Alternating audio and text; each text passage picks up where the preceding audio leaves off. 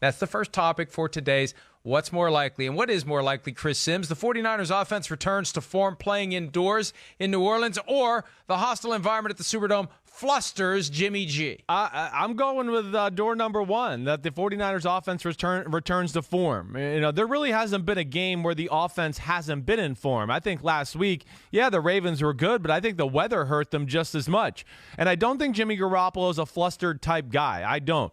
He made his first career start on a Sunday Night Football for the New England Patriots in Arizona and just didn't seem flustered there. Honestly, I think he's got a little bit I'm saying this respectfully, and this is the right thing to have, a little bit of meatheadedness about him to not be flustered, like not really even understand the magnitude of the moment, which is a good thing when you play football. I'm not trying to say that in a bad way. So, I go with option one.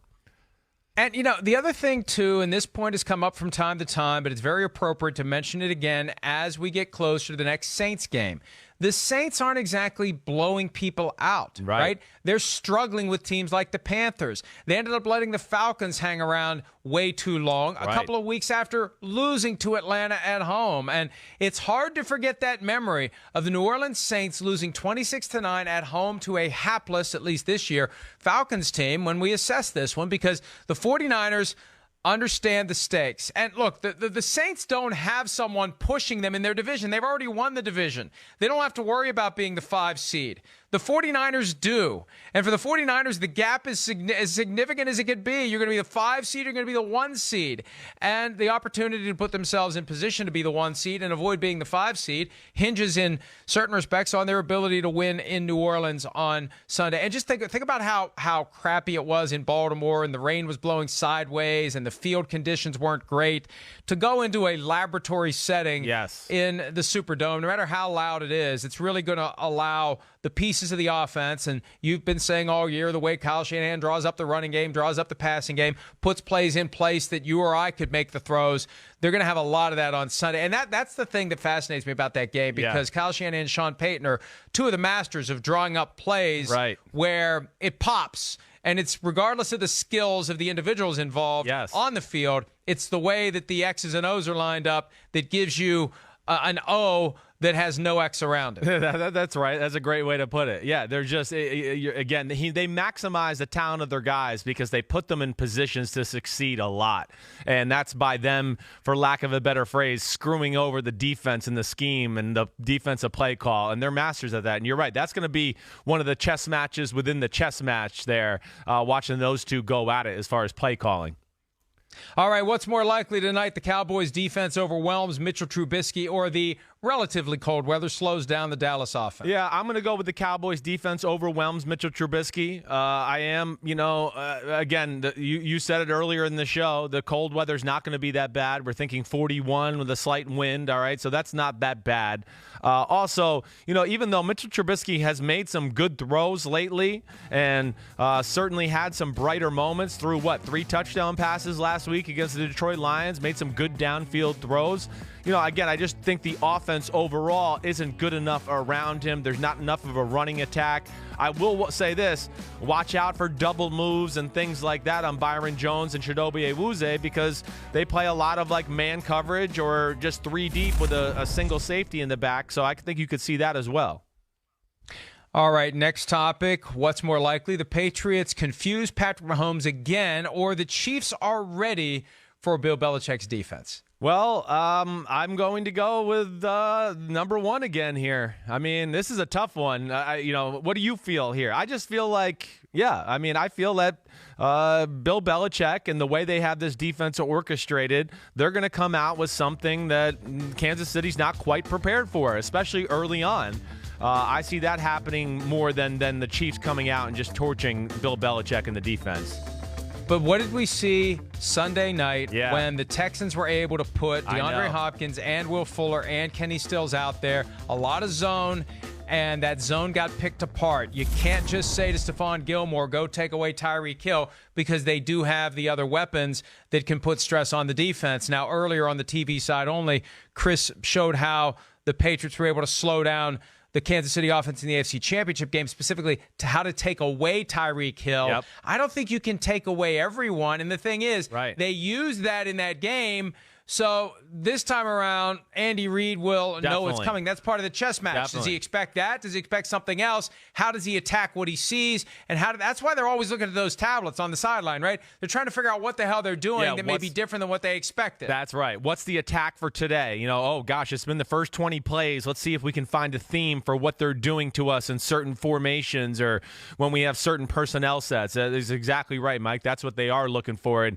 Belichick is usually one step ahead in that game. That's where he's phenomenal. Now, Andy Reid is a phenomenal game planner that way as well. And I'm sure New England's the type of team where they spent a little time in the offseason and have a few tricks up their sleeve to go after the Patriots as well. This is going to be a fascinating one. It really is because, the Chiefs are, I think, trying to change the way they approach on offense a little bit. Everybody's caught on to their shotgun downfield passing attack, and I think they're trying to add other elements to the offense right now. It's a little bit of a work in progress.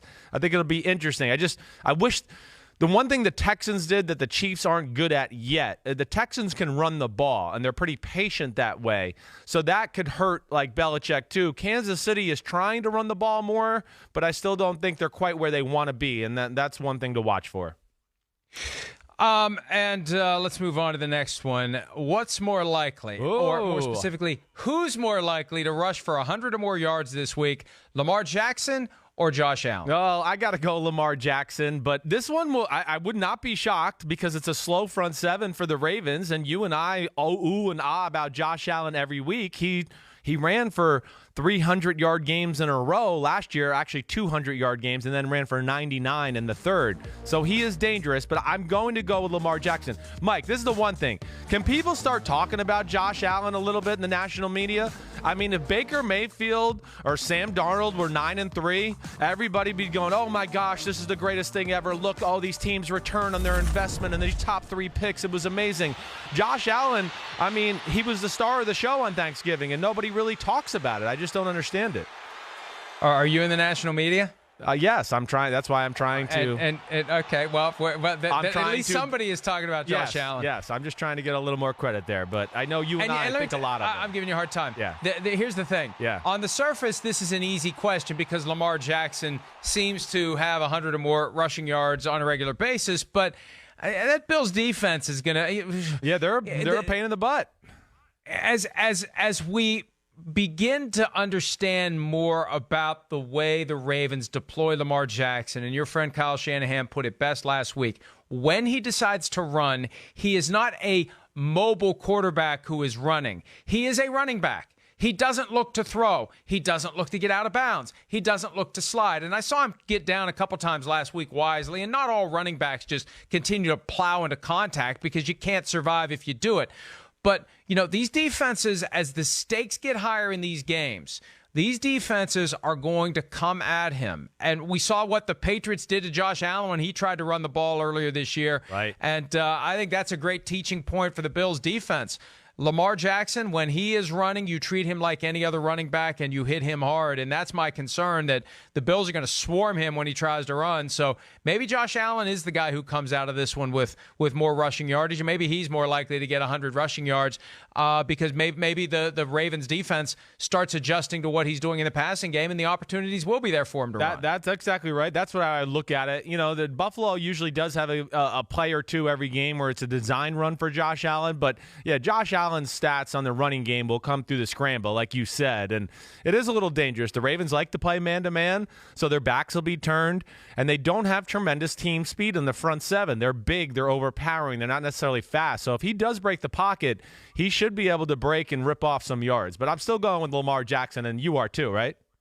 Yeah, I think so. Yeah, okay. I think so, although it wouldn't surprise me if it goes the other way. Right. Last one real quickly. Yeah. Which Rams offense is more likely to show up on Sunday Night Football? The team we saw last week, which ripped apart the Cardinals, or the unit that couldn't score 20 points for nearly a full month? Man, I think we're going to go back to the around 20 points type offense again, because I think the Seahawks have got it rolling a little bit on the defensive side of the ball, and I worry about them controlling the ball with their run game on the other side. I can't imagine this game being high scoring, I guess is what I'm saying.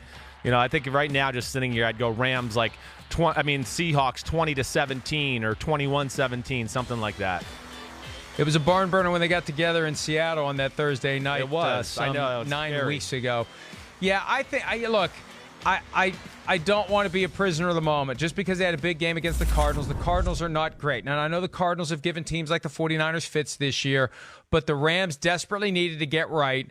And this game has much higher stakes for the opposing team than last week's game did. And maybe it will be a close, low-scoring, grinded-out type of a game. I expect it to be a great game. I expect it not to be a blowout. Yep. And we've seen time and again what the Seahawks do in prime time, and I have a feeling when we make our picks later today on the joint PFTPM Chris Sims Unbuttoned Mega Pick podcast, I'm going to end up going Seahawks. Hi, I'm Mike Tirico, and thanks for watching. Make sure to hit subscribe for the latest news and highlights from NBC Sports.